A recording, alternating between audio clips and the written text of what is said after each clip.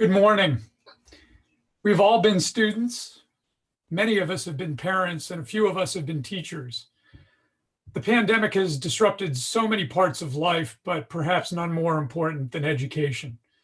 And policymakers should be paying attention, if for no other reason than they have kids at home and they want to get them back to school.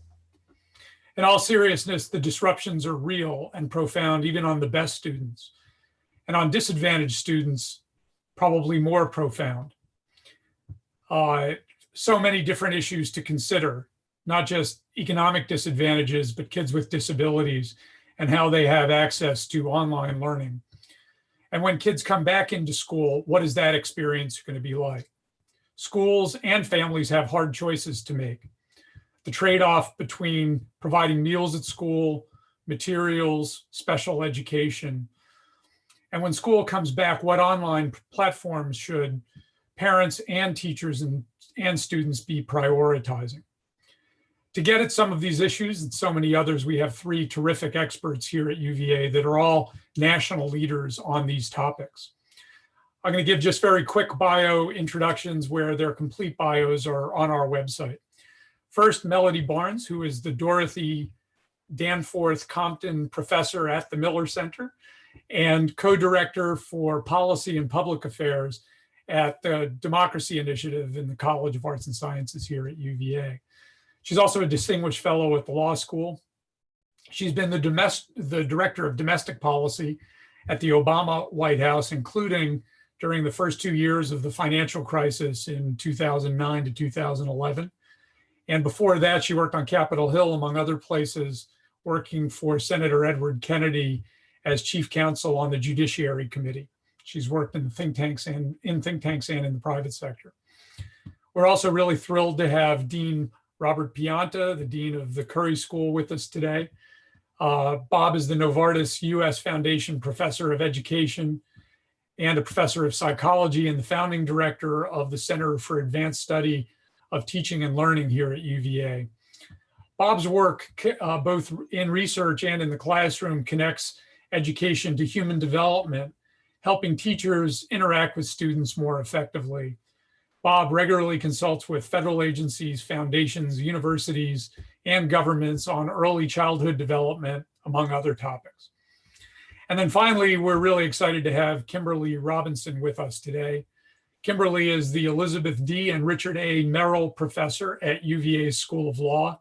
She's also a professor of education at the Curry School and is a national expert who speaks globally about educational equity, civil rights, and the federal role in education. She's taught law at GW, at Emory, and at the University of Richmond. She's worked in the General Counsel's Office in the U.S. Department of Education. And she's edited two groundbreaking books, one on how law and policy can advance equal education and opportunity, and the second on a federal right to education. So we're really thrilled to have this terrific panel with us today, and we'll get right at it. I'm going to, as with all of these webinars, ask them a series of questions, but also invite you, the audience, to send in your questions using the question function in your Zoom platform. I'll field those questions and get them to our terrific panel. So let's start with a very simple question, which is, how's it been going? We've had 2 months of experience now of schools shut down. What's working well and what's working badly so far? Well, Bill, I'll jump in here on the K-12 side. So 55 million children are out of school right now, and they're all trying to learn on the internet. And on a good day, 12 million kids don't have access to the internet. We've seen examples of really very, very well-run school systems like Fairfax struggle. And we've seen parents in, in minivans outside of Starbucks trying to get connected. The best estimates, some of my colleagues at the Curry School have been working on this, the best estimates of kind of learning loss for the average K-8 kid is going to be about 30% of the gains that you'd normally get in reading in a year are gone. and almost 70% of the gains you'd see in math are gone. And this is, you know, these are trends that are exacerbated for kids that are low achieving or vulnerable. So, you know, parents, students, educators have been heroic, but I think at a lot of levels, it's not going great. We're struggling. Yeah, and I think what we're also seeing is a widening of the opportunity gap that was already in existence. So we have, in the United States, we tolerate significant gaps in educational opportunity along lines of class and along lines of race and geography. And so what we're seeing is a widening of those gaps. So for example, if you look at data from Education Week about who's getting the kind of virtual education that Dean Pianta talked about, you know, you see 1 in 3 high school students in low poverty districts is not participating in high poverty districts. So about a third in high poverty districts aren't participating, where you only have about 12% in low poverty districts. So wealthier students are definitely still continuing their education. Many lower income communities are not able to have the same access. And so because of that, we already had an achievement gap that tracked lines of class and race too often, but you will see it widen in the data. Yeah, and to build on what Bob and Kimberly have been talking about, I think as we look at what's happened in this moment of crisis, we have to remember that all of this is layered on top of chronic challenges, and not decades old or even generations old challenges, but challenges that have been stretching back literally in some cases for hundreds of years. As Bob mentioned, there have been heroic efforts and heartwarming efforts that we've seen being taken by education professionals. You know, I think many of us read about the principal who traveled 800 miles to try and encourage and acknowledge each one of his graduating seniors. We know about the drive-by parades teachers have been doing to let their students know that they care about them, the tutorials on the phone, online. The list goes on. And I live in Richmond, Virginia, and what we've seen is a school system that has worked very hard to pivot quickly to address issues of food insecurity, because we know so many of our children in Richmond public schools, like in other districts, are food insecure. Their families are food insecure. So all of those heroic efforts have been taking place. But to build on what's been described, we already know, for example, in higher education, that the higher education model was already under a lot of stress. That I could think by fall of 2019, we had seen year over year of declining enrollment, some of that because of a good labor market, some of it because of price insecurity. Will those students come back? Will they be able to come back? And will this be a model that they think can serve them? So that's a challenge for those of us who are working in higher education. There's also a population, in addition to the very young that we think about in K-12, as well as students who are in a post-secondary environment, of students who are straddling that divide. Many used to call them disconnected youth.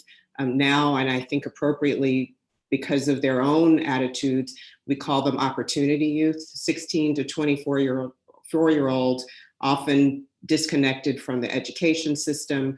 They don't have a post-secondary credential. They may not have finished high school, disconnected from the labor market. Those numbers, because of work that was being done, was starting to go down. A few years ago, there were close to 6 million. Now, before the COVID-19, there were about 4.3 million. Those numbers are now starting to go back up. And the programs, some of them getting federal support, are not able to work because they aren't able to meet all the criteria. They aren't able to work, for example, in an education and training program.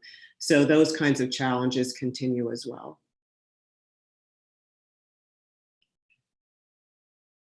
As we get to the end of the school year and schools are trying to do an assessment, not just of the students and of themselves, is there a takeaway learning from what this incredibly rapid adjustment period has been? I mean, do they feel like technology is really missing, or the teachers themselves are still struggling to adjust, or is it all of the above? How are they triaging in the moment? What are they prioritizing as they look to the fall? I think, Bill, one of the things that we're hearing from schools is as they're trying to understand what they've learned and where to go in the future is, and I think we've actually learned this as a culture, and Melody kind of suggested this too, is like just how important our education system is to the broader communities in which they reside. They're feeding kids now, so I think we have learned how much. How pivotal they are as an infrastructure in our country for the development of future generations. And within that, I think we've clearly seen the importance of teachers. You've seen this over and over and over again. And I think one of the things that I'm seeing people talk about and hearing people talk about, we've invested billions of dollars in high stakes tests over the course of the last decades, much of which have revealed important gaps. And at the same time, it's kind of taken our eye off of the actual curriculum, how teachers are trained to be able to deliver it, the nuts and bolts of what goes on in a classroom environment. And I think that has come to the fore in ways that is being revealed almost surprisingly. Parents are understanding it in a way they didn't understand it before. And educators are understanding it in a way they didn't understand before. I hope we're going to see a real investment in that element of the basic teaching and learning process, and think about technology and all the lessons we've learned, because we've learned there've been a lot of good use cases that have come out of this, higher ed and K-12, and figure out how we leverage the effective part of technology to augment what goes on in classrooms every day. I think that's the direction. What the frame for that is going to be, who knows? Everybody home, everybody in classrooms. That's, I think, a little bit TBD right now. Bob, a quick follow-up on that. What is happening in terms of the standardized tests, that the standard of learning tests and other things that are coming up at the end of the year? I mean, I know I've got one still in high school, and she's taking her AP exams this week. What's happening with the standardized test? Yeah, almost every state has suspended those for the year. I think I've talked with a bunch of state leaders about this. I think everybody recognizes that any assessment like that under these circumstances, you'd immediately question whether those data mean anything. Mm-hmm. And so I think educators, the leaders, have rightly backed off of that. I think but it does raise the question of, which is critically important, how do you gauge kids' skills as they're coming in the fall? Right. So the pressure and the need for some sort of valid assessment of kind of what's the baseline that we have to deal with is going to be huge for most school systems. I agree with Bob. We've really seen teachers do a tremendous effort here to pivot quite quickly to support their students, not just academically, but reaching out to them in just emotional support. I think over the summer, certainly schools will be, and districts and states will be focusing on getting best practices for online teaching out to teachers. This was a huge pivot, and everyone, sort of triaging. But once you have the summer to get ready for what we know will be undoubtedly some online learning, likely hopefully a blended model, but possibly total online learning, you really want to make sure everyone knows best practices for that, as well as have the social supports for the emotional toll that this is taking on kids. This is hard for kids, being away from friends for so long, not having that social engagement, having parents sometimes working when they're at home trying to learn.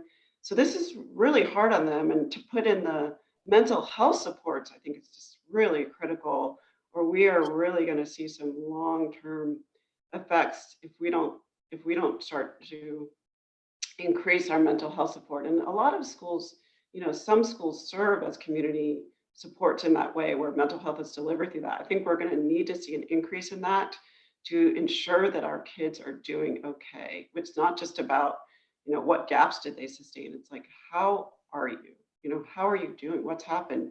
People have lost loved ones. I mean, lost parents, lost siblings. I mean, it's difficult. So. Mm-hmm. Yeah.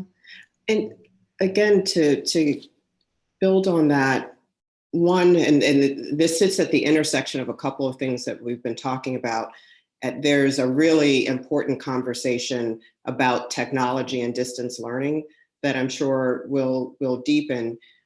But when you think about students who are who have learning disabilities, who have individualized education plans, it's all heart-wrenching. Some of what I've read coming from parents of those students who are struggling to try and do the very best they can for their students, for their children at home, getting support from the teacher, but the distance learning environment is a real hurdle for them. I was reading, I think it was educationpost.org, and the author, who's the parent of a special needs child, was describing a conversation with a friend of hers, and she said, ultimately, it hurts to accept that the only way through this crisis is to accept that my child will not be educated, because the child needs certain kinds of supports that they were receiving in classroom that they're simply not able to get in an online environment. So we have to think about how we're going to address those kinds of challenges.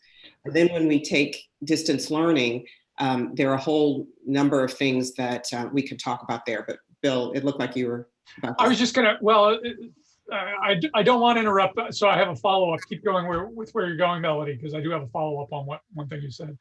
Well, I was going to talk more about distance learning. I mean, we've certainly seen, I think, an acceleration of what was already happening with regard to distance learning.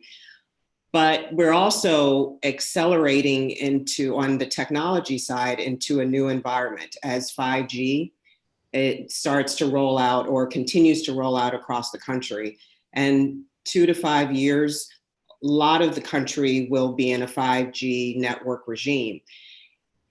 That's going to ask and answer a number of questions. I mean, we were already dealing with, I think, multiple kinds of divides.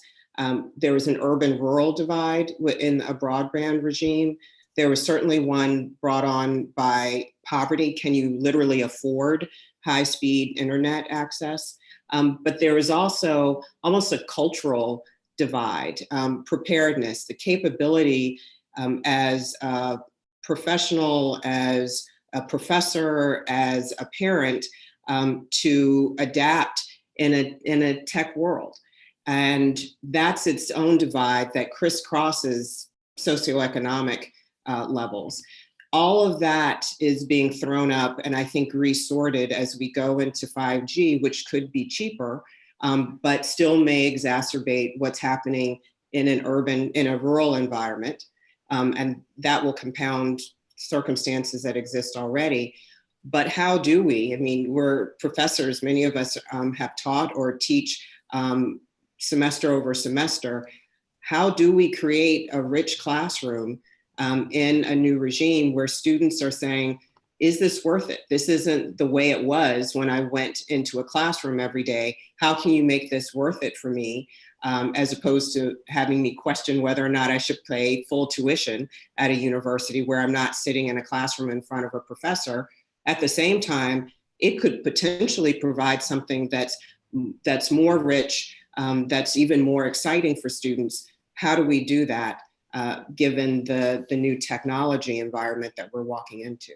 So, Melody, that was just terrific. And I want to come back to two questions that you raised and get both Bob and Kimberly's take on them. One, how do we address the digital divide? And then two, how do we deal with tuition differential, or should there be a tuition differential if we're delivering online? Both of those questions actually are already in the Q&A. But I want to steer back to another question that you touched on briefly. Elodie Wolf asks, in some schools, teachers have stopped giving out work so students do not get behind, which is good for people who do not have internet or have other disabilities or other needs issues. But for the students that are then waiting for instruction to catch up with them because they're ahead of where the instruction is, how do we address those students who are waiting because we're trying to provide an equal platform for everyone? They're in need of instruction. They're out there ready to go. How do we deal with that? Yeah, I mean, I've heard of this as well. It's troubling to think of teachers just just, stopping. And I've heard of many things happening, semesters, being ended early, ending after the third quarter. There's just a whole bunch of models out there that are occurring. I think, unfortunately, we are going to have to play some catch up with longer school years, possibly longer school days, when we are able to return. I personally would love to see educators who've been really heroes in this whole thing, but to continue to deliver instruction through the school year, and then also offer catch-up opportunities for students who are not able to keep up with that. I mean, it's not just it's not just internet access. It's also having supports at home to help you get. Sometimes it's needed that you need supports at home that aren't always there. So I think we're going to have to not only continue to educate students who can continue in their work now, but offer supplemental learning opportunities for those who were not able to keep up and who need to catch up. There's just going to be a lot of loss, addressing what Bob first mentioned, which is that gap, that 30% he mentioned of what's being lost. We are going to have to, double down our efforts to close that so we don't widen it. Mm-hmm. Yeah, I would only completely agree with this. I think this idea that kids who are likely to be doing well and may not need instruction or teacher's attention under the certain circumstances, that they're going to that their learning is going to lapse. To be quite frank, what I am seeing and hearing, and I think what the data show us, is that those kids continue to track pretty successfully academically. So even though they should be getting instruction, we'd like them to be getting instruction, but they're going to be getting tons of input simply as a consequence of their day-to-day routines and life, whether that's through the internet, through other sorts of exchanges they have with peers or their parents. The kids on the more vulnerable end of the spectrum, while it is, while one would agree with the teachers' focus on trying to throw them and engage them in appropriate learning activities to try to help them stay engaged and caught up. It's very unlikely that those activities are actually going to provide any kind of gap closing impact. And so I think, as we've all said, we can expect this gap to widen. And so the plans have to be, how do you intensify the opportunities in an appropriate way for kids that have been made more vulnerable by this? And I was going to just agree with Melody really quickly, which is her point about special education. I really think we need to prioritize special education students in the plans for the fall. So it just saddens me to hear that quote from a parent saying that their child will be educated. I think they have got to be at the top of our priorities, because that is something that parents just cannot take over for severe disabilities. So anyways, I apologize, you were. No, thank you.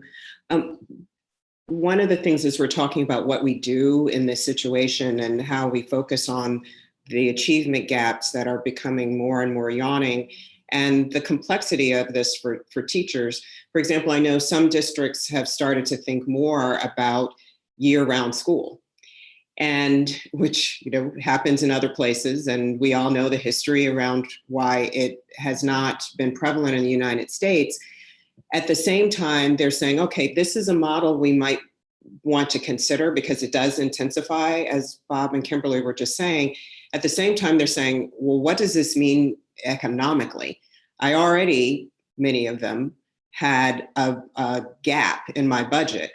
This is going to cost me millions, 3, 4, 5 million more or more, depending on the size of your school district. And that's a challenge. And then that gets tied to the fact that we're now at a moment where we have, through a couple of bills, put another $4.3 trillion into our economy. We're starting to see resistance to additional stimulus and support. And that all trickles down from a federal to a state to a local level.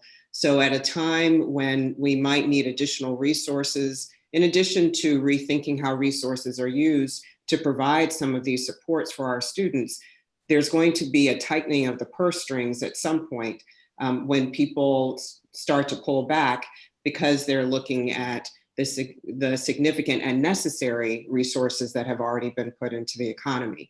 Those two things are going to be at tension with one another. So yet another question I want to come back to, but Mel, I want to go to a question that you had touched on before, which Jennifer Davis, which may be our own JJ Davis, is asking. What do you see as being imperative, proactive measures at the state, local government, and school division level to bridge the digital divide? Like, if there's a digital divide checklist, what's at the top of that list? What needs to happen at any level of government? What do you put first? Yeah, well, I think this could be a moment, will have to be a moment for real innovation. And I think, looking at our own community, so we have the University of Virginia, we have the surrounding Charlottesville community, and you move concentric circle out, you've got the surrounding regional community. You very quickly get to the rural communities that I was describing. You go 20 minutes down Route 29, and you are in, a rural part of Virginia where the access to technology is differentiated from what exists in other places. I think particularly as 5G becomes available to us, thinking about UVA, but thinking about that larger community and how we can address some of those preparedness challenges. I think we could all probably, and maybe we even feel this personally, but certainly know of our fellow professors who have said, oh my gosh, teaching online is really, really hard. I need to get back to an in-classroom environment. How do we prepare those professors who are brilliant in their subject matter, but may not be comfortable in an online environment? How do we prepare them to teach in this kind of environment at the same time that we're thinking about the ways that we can help prepare that low-income family who, when 5G comes, may have access to it, but may not know exactly how to best utilize that technology for the benefit of their family and for that student. Again, this crisscrosses economic lines. This is a cultural preparedness issue when it comes to technology and facility with technology. So I would think about the whole environment and how we can address that preparedness opportunity and challenge when the technology becomes more accessible to more people. Bill, can I jump in here for a Yeah, little bit? please. Yeah. So I think Melody's hit this issue of access is just huge, and clearly, at least from my perspective, it seems like this is a major role for federal and state investments, so that ensuring access and a playing field there would be where you would go there. I think it's important to remember that we've flooded a lot of money into ed tech over the course of the last decade. So the annual spend on ed tech is about $20 billion in the United States, and for the most part, when you look at how that technology is used, we have evidence that about 85% of that technology is barely used in classrooms or used inappropriately.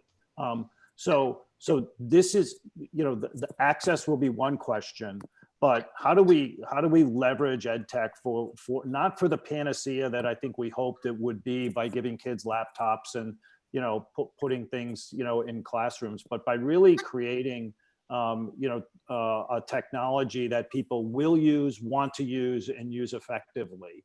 And this, to Melody's point, this is a time for great innovation, because there's a lot of good technology developed that's sitting on shelves, in university labs and in companies, and mobilizing on a short cycle evaluation, deployment of these out in the field and evaluation of those out in the field could be incredibly helpful as we think about what would the next generation of ed tech solutions look like. Mm-hmm. I think what we're also going to have to do is, if we're going to try to close the digital divide, we're going to have to start to address some of the funding divides that predated this crisis. So we have more than half of the states giving the same or less funding to high poverty districts. That's got to change for them to catch up and not be left further behind. We've got to start investing in our low-income communities and recognize that these are all our children. And I think that is part of the problem. This whole other people's children is not going to work. I think one of the benefits of the pandemic, I mean, trying to look at the bright side, is that it has definitely brought people together in a way, in like a common endeavor. It's like we're all of the commercials about we're all in this together, and communities and neighbors helping each other, going to the grocery store for each other. We've really got to have wider arms for who is part of our community and invest in communities that are hurting more than others right now. And so that has been a divide that has been longstanding, and that states are far too tolerant of inequities. And so the hope is that, you know, in being in a crisis and all being in a crisis, perhaps we might build some common sense of community that could help to close those divides. So the investment issue raises an interesting fork in the road. On the one hand, we've lived through previous financial crises, and we've seen the impact that it's had on state and local governments, particularly in the second, third, and fourth year of the crisis, when politicians want to start dialing back the emergency spending that comes out. On the other hand, we have a real and profound need for everything from infrastructure to new innovative things that should be explored. So I'm curious to see, you know, are we going to choose one side or the other, or is this going to be Yogi Berra where we take both, or where we do neither? How do you see this playing out, including the politics of this moving forward? Bill, you mean the question of when the pullback happens, or? Yeah. So, you know, Jen Ludovicki, also someone near and dear to us, asked, what reasonable options do K through 12 public schools have to adjust for the expected drastic budget cuts that are coming for the 2021 year? Or expected budget cuts, I half expect them because that's kind of what happened last time, on the one hand. On the other hand, this is such a profound economic shock, and people may be looking to spend in ways that we haven't done in the past. So I'm just curious to get your take on what might happen in the world of spending and what impact that could have, where it would be spent, what would be prioritized. Yeah, I share the concern about the pullback for some of the reasons that I mentioned. In 09, 10, I mean, the stimulus bill was under $1 trillion. And at that time, the pushback we were getting was, there's no way you can cross the Rubicon of using the T word, the trillion word. And now we've multiplied that times 4. I mean, one of the things that I know we tried to do then was to earmark resources specifically to go to education. Some of it through formula funding, other resources using more, we hoped, innovative tactics to try and address some longstanding education policy challenges, because we knew that, you know, everything from, you know, classroom size to, you know, teacher pay, the whole 9 yards was going to be affected by this. So I would encourage on both the federal and the state level, looking at the long-term down the road around the corner challenge here.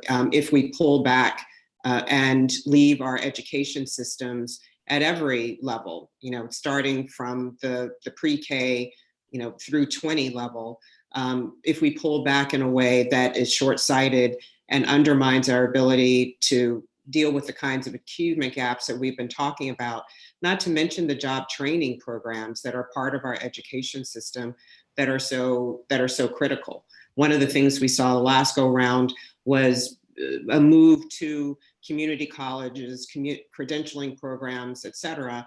That tends to be countercyclical. People go there in times of economic stress to be prepared.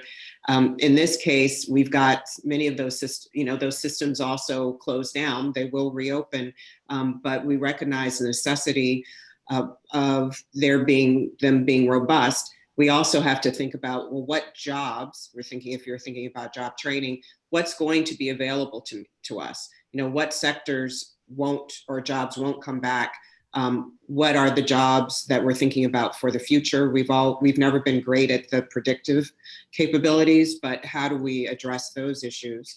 And also in the midst of this, and I think related, how do we think about student debt during this period? Because we've got a lot of newly minted graduates who are now in a job market that doesn't exist.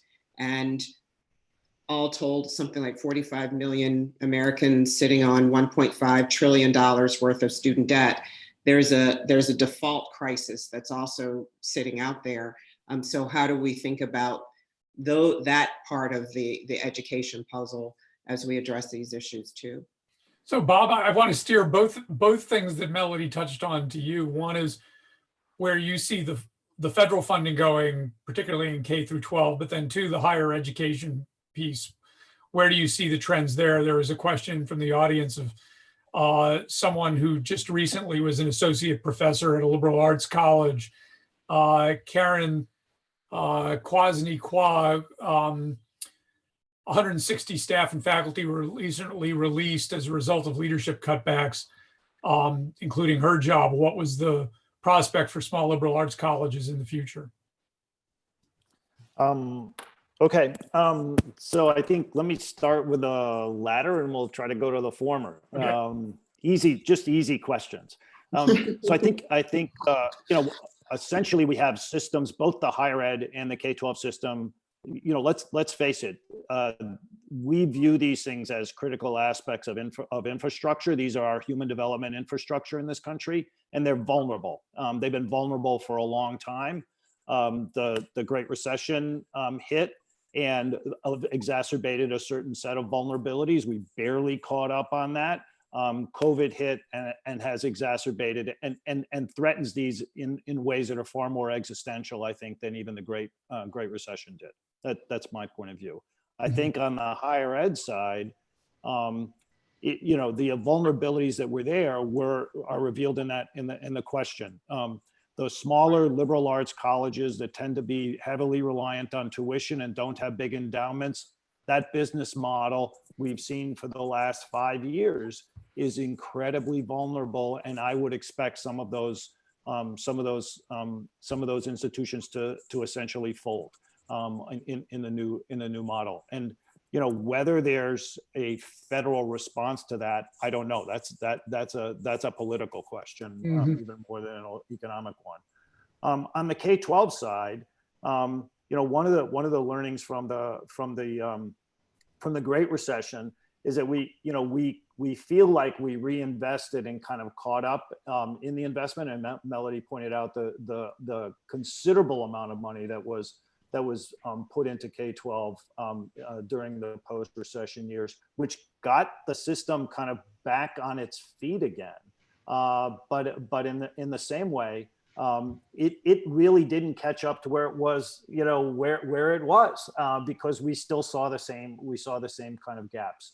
COVID is going to, as we've said, exacerbate those gaps. What I would be looking for would be a way to think about how do we restructure some of the investments we currently make, particularly in people. How do we redeploy the many number of people that school systems currently have in schools that are available to support kids, and how do we think creatively about redeploying them in a different way than in the traditional model of one teacher in front of 20 or 25 or 30 or 35 kids.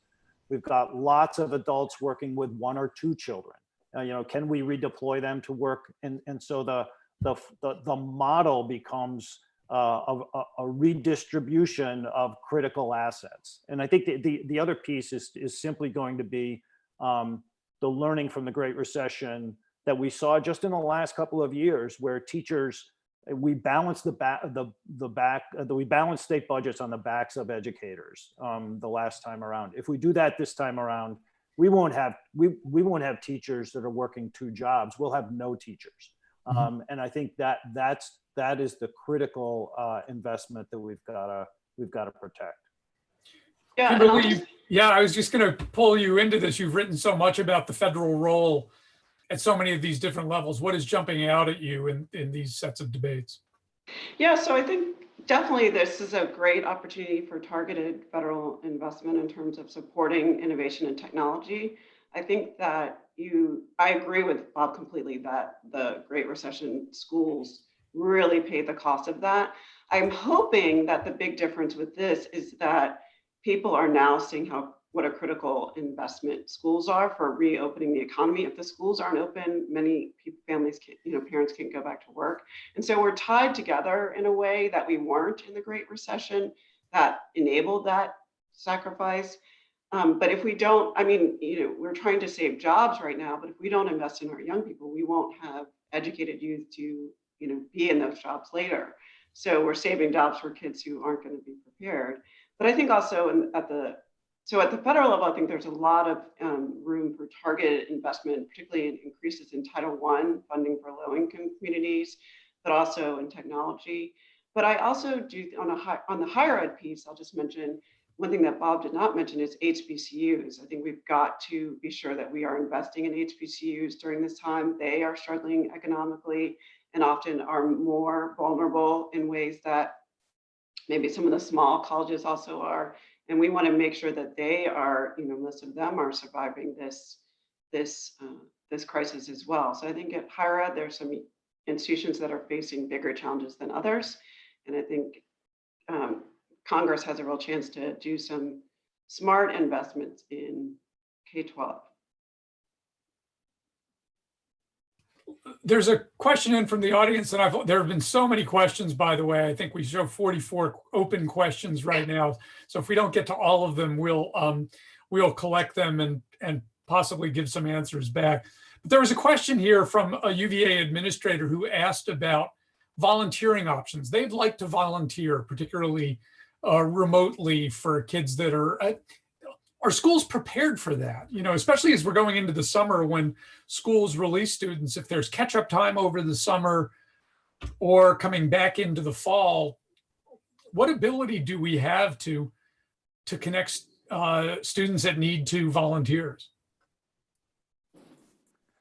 Well, that is a terrific question.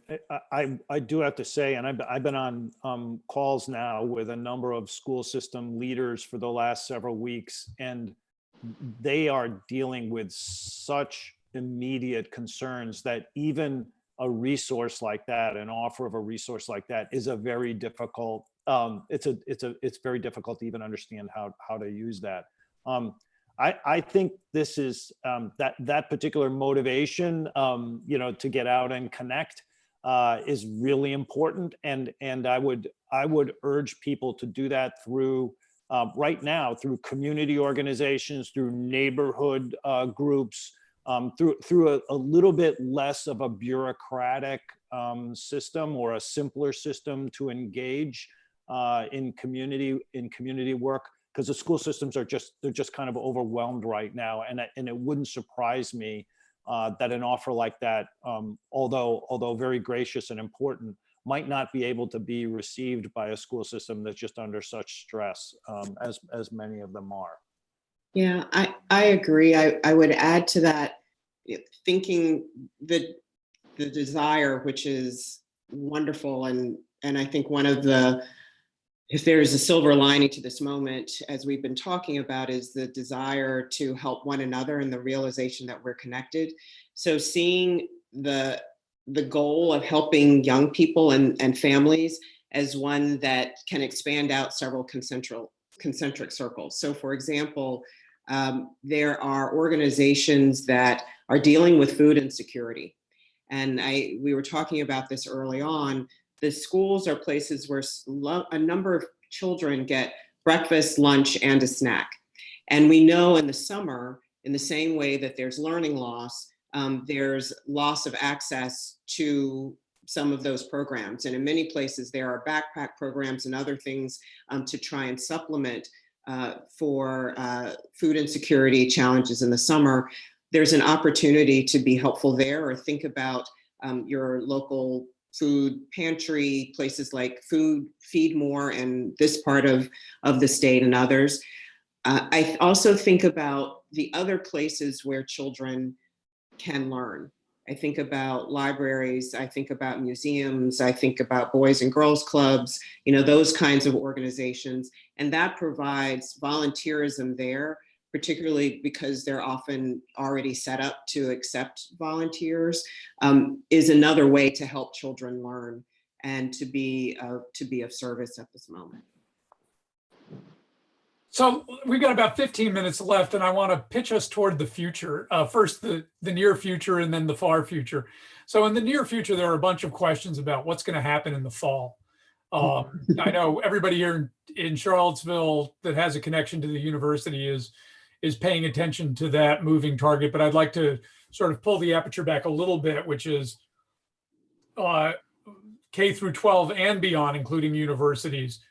How are people thinking about that right now? Everything from social distancing within the classroom to what hybrid models look like. And then, Bob, if you care to touch on it, there's even a question about whether or not there should be an out-of-state, in-state tuition differential if everybody's remote. So I'll let you all take a grab bag at that. But what are you seeing when you're looking at the fall, in-person, virtual, hybrid, and how people should think about that? I think there's going to be quite a bit of split scheduling. So I think you're going to have to maintain social distancing, you're going to have to break up classrooms into much, much smaller sizes. And so to do that, you likely may have, A and B days, or you may have, morning and afternoon, but there's going to be split scheduling is going to be, it's going to be split scheduling on steroids, basically. So I think that to maintain distancing and the health of kids. But, one of the challenges is that even with split scheduling, when people are in rooms for a long time, all of the epidemiologists are saying that your likelihood of becoming ill increases. So 6 feet when you're passing through by someone at Whole Foods is different from 6 feet you're in the class with them all day, or even for a few hours. So, it could very well for the fall remain virtual until we have more improvements on testing, tracing, and all of those things. And then once we have that, if there is no vaccine, then looking at split scheduling so that if there is an outbreak, you can catch it quickly, isolate, do all those things. Mm-hmm. So I was going to say that, these are all the right questions in terms of how you want to structure the environments that people will be arranged in, where instruction and learning may hopefully take place. But I think one of the things that we're seeing, certainly on the K-12 side, and I've heard it a lot from our students and faculty, is the priority that we're going to have to place. And I think we talked about this earlier. The priority we're going to have to place on the relational aspect of this experience for the people that are in it, whether it's in split classrooms, whether it's in whole classrooms, whether it's in a virtual environment.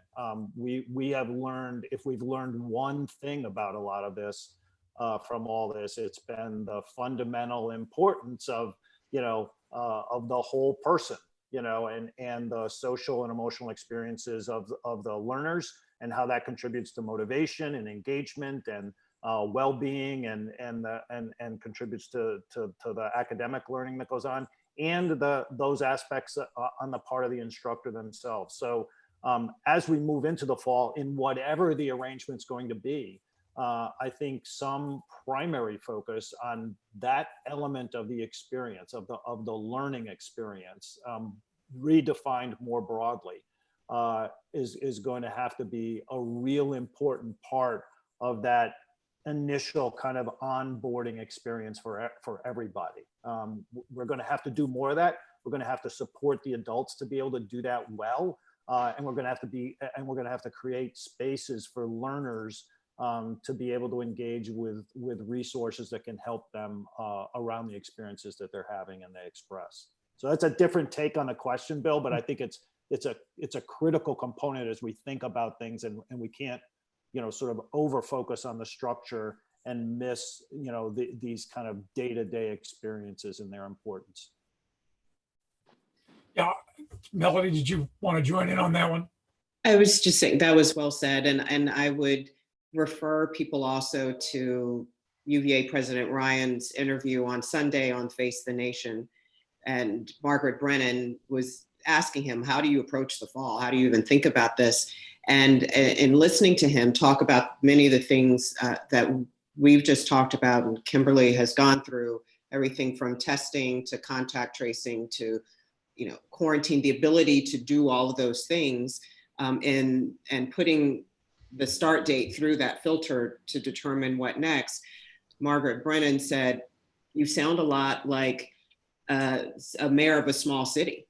And these are the kinds of questions and considerations that are being worked through by the leadership of this organization, and also talking to one another, when I say one another, I was thinking about leaders of other organizations, other institutions in the state, recognizing the differences between them. Are you in an urban environment? Are you in a more rural environment? How many people are we talking about? You have a health system as part of your school, right? I mean, that fundamentally changes the kinds of decisions and choices a place like UVA has to make, because they might choose differently if they didn't have a 700-bed hospital that on the one hand is empty now, but could be overwhelmed if there's an outbreak among students. Precisely. So it's complex, three-dimensional decision-making that's underway and will vary place to place. So just because we hear about one small school opening at one part of the state doesn't mean people should say, well, why isn't UVA doing the exact same thing, or vice versa? Bob, I have a narrow follow-up for you, which is, there was a question in here that I get a lot of the students that I advise asking me about, which is the pass-fail option. But I want to play that forward to the next year, right? We did it this year because it was the end in the middle of a semester and students were trying to figure out how to adjust. Do you imagine that being a way of re-examining the educational experience, how that worked or didn't work, how schools either gave it as optional, or I gather in some cases, including some schools at the university, had as mandatory? Just drill down a little bit on that experience and your own take on it, both as a teacher and as somebody that's responsible for the School of Education at UVA. Yeah, it's a great question, Bill, and I think it was absolutely the right thing to do. I mean, we had to give. I think it was very important to give students some control during this. During this experience, the vast majority of students chose the graded option, as we have learned. But at the same time, here and in many places across the country, this is this little natural experiment with grading. It's conducted under very strange circumstances, so we can't typically say, oh, this may have worked under these circumstances, therefore we should apply it under some other set of circumstances that are more typical. But I think we can learn a lot about the kind of learning that can take place when the grading option is less differentiated, and you kind of take the high stakes, a little bit more of the stakes off the table for students. We will probably move forward, I think, with options that are on the grading, on the A to D scale. But at the same time, we saw some willingness of some graduate schools to take a pass-fail rather than a grade and a prerequisite score. So I think, a lot of times it's a little bit like an arms race. When students and teachers recognize, wouldn't it be great to teach in an ungraded environment, so that learning was the thing that we really focused on. And then the first answer is, oh, but my graduate school requires, my application requires X, Y, or Z. So we may find, if we can find some instances where there were exceptions to that general assumption about things, and things went okay, then I think that could have some implications for your point, how we might approach this whole this pressure cooker, I think that we create for many of our students and instructors. That is a function of the emphasis on a graded system. Kimberly, I'd love your take on this, particularly if one is trying to promote equality in education. Tests always get pointed to as the way of benchmarking how well people are doing and how they're succeeding. If we take that out of it, does it hinder our abilities or actually give us more liberty to experiment in different ways of delivering different education to different kids and meet them where they are, as opposed to trying to get them all past the same finish line? Yeah, so that's a great question. It's one thing to say we got rid of high stakes tests in the spring, all this testing was canceled. But it's another thing to say, you are going to still have assessment. So it's actually not pedagogically wise to have a single test upon which students' grades turn. So, that's just been proven over and over. That's not a sound model. What you want is assessments over time, and you want them to test you in different ways. You don't want all of a multiple choice question. You don't want all essays. You don't, you want projects and just a variety of things to get the holistic child. So if, schools are mostly doing that, I think universities will have to pivot. I think university professors are going to have to pivot to more, to removing away from the single exam at the end to a midterm, to a project, to things like that, that will give multiple data points for students to be evaluated on. Because, yes, some of our students will get sick. You don't want to judge them on what they did in December for the whole semester. You want to have multiple data points such that there is a difficulty that arises. They're not just judged on that 2 weeks when you did something. And so that is just pedagogically sound. The research supports that. So perhaps, again, really trying to find silver linings in all of this to stay positive, because it can get, dark to think about sometimes, is that, pedagogically having multiple assessments is what most K-12 educators were already doing. But I think higher ed is going to have to get on board, and professors are going to have to work harder to assess students more often. And I think it's going to have to happen. So we've got about 4 minutes left, so we'll go to lightning round on my final question. 3 years from now, we found a vaccine, the economy's come back in some reasonably strong way where we're back to some sort of normal life. What's different? If you pull out your crystal balls and give me the 1 minute version of what you think will be radically different 3 years from now, assuming those other things go well. Well, I'll start. One thing I strongly believe, and one thing I strongly hope. I strongly believe that the acceleration into distance learning, or the use of technology, the enhanced use of technology in classrooms, has put us in a brand new environment.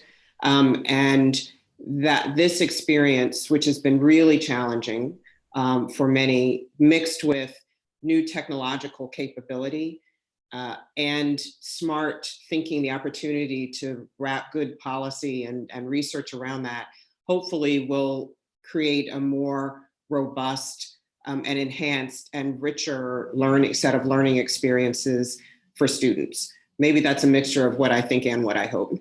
The other thing that I hope, and this goes to something Kimberly was saying, Kimberly and Bob, that we will see as a result of this, the importance of educators and our public education system. What Kimberly said reminded me of James Baldwin, for they are all our children. We will profit by or pay for what they become. And unless we start to think about our educators and our children that way, we are on a continued glide path in the wrong direction. So I'm hoping that this experience will enhance that way of thinking. Kimberly, do you have a take? 2 years from now, what does it look like? Yeah, so just building on what Melody said, I think there are opportunities here for a couple of things to be better. So I do think assessments could get stronger, because we're going to be forced to assess in multiple ways. We're not going to rely on single tests as much. I think also we will see more year-round schools, and I think that's actually a positive move. The learning loss that happens over summer, we have to catch up on every fall. So year-round school is not a, it's not a panacea, but it's not a curse either. And so I think that could be very positive. The thing I do want to see, and I hope that we don't see, is, with kids being home and not able to participate in sports, that's very troubling to me for childhood obesity. And so I really do hope we find ways to make sure kids are staying engaged. I know we are seeing just at home, like lots of more people out with their kids and their dogs and things like that. But I mean, across communities, I really, really I'm hopeful that we can figure out how to ensure the health of our kids, because kids in sports, that's such a huge part of the learning opportunity.